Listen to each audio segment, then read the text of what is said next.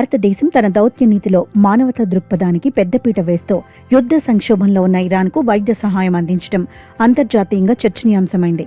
ఫిబ్రవరి 28 నుండి ఇరాన్పై జరుగుతున్న దాడుల నేపథ్యంలో అక్కడ నెలకొన్న మందుల కొరతను తీర్చడానికి భారత్ పంపిన తొలి విడత అత్యవసరమైన వైద్య సామాగ్రిని ఇరానియన్ రెడ్ క్రెసెంట్ సొసైటీ అధికారికంగా అందుకుంది. ఈ క్లిష్ట సమయంలో భారత్ చూపిన చొరవను ఇరాన్ ప్రభుత్వం కొనియాడుతూ సోషల్ మీడియా వేదికగా భారత ప్రజలకు, ప్రభుత్వానికి ప్రత్యేక కృతజ్ఞతలు తెలియజేసింది. కేవలం మాటలకే పరిమితం కాకుండా విదేశాంగ శాఖ జరిపిన చర్చలు ఫలించి ఈ సాయం క్షేత్రస్థాయికి చేరడం భారత విదేశీ విధానం కార్యదక్షతను ప్రతిబింబిస్తోంది.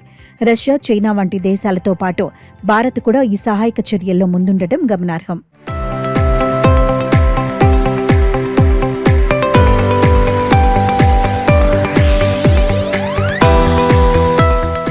మరోవైపు ఇజ్రాయెల్తో భారత్కు ఉన్న అత్యంత సన్నిహిత వ్యూహాత్మక సంబంధాల నేపథ్యంలో ఈ సహాయాన్ని విశ్లేషించడం ఆసక్తికరంగా మారింది.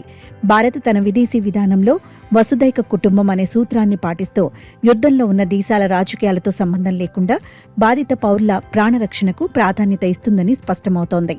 ఇజ్రాయెల్ సాధారణంగా తన శత్రు దేశాలకు అందే సైనిక సాయాన్ని వ్యతిరేకించినప్పటికీ భారత్ అందించినది కేవలం మానవతా సాయం మాత్రమే కాబట్టి దీనిని పెద్దగా అభ్యంతర పెట్టకపోవచ్చు.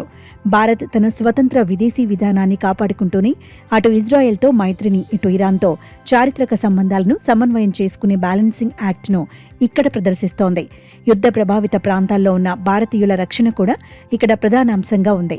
పశ్చిమాసియాలో మారుతున్న భౌగోళిక రాజకీయ పరిస్థితుల దృష్ట్యా భారత్ తీసుకున్న ఈ నిర్ణయం ఒక బాధ్యతాయుతమైన ప్రపంచ శక్తిగా దాని ప్రతిష్టను పెంచింది.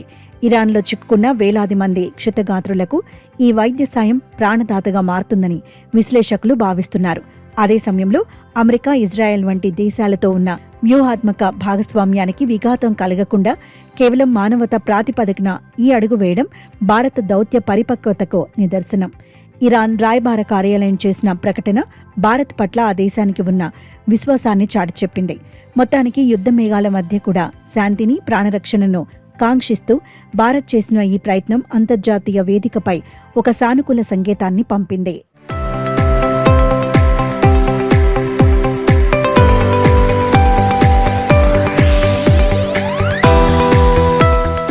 ఇదిలా ఉంటే ఇరాన్ నుంచి చమురు దిగుమతులు మరియు చాబహార్ ఓడరేవు వంటి ప్రాజెక్టుల దృష్ట్యా ఆ దేశంతో చారిత్రక సంబంధాలను కాపాడుకోవడం భారత్కు ముఖ్యం.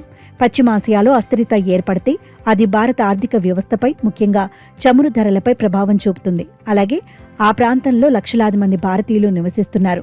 యుద్ధ సమయంలో ఇరాన్కు సాయం చేయడం ద్వారా అక్కడ చిక్కుకున్న భారతీయ పౌరులను సురక్షితంగా తరలించేందుకు అవసరమైన దౌత్యపరమైన సహకారం ఇరాన్ ప్రభుత్వం నుండి భారత్కు సులభంగా లభిస్తుంది.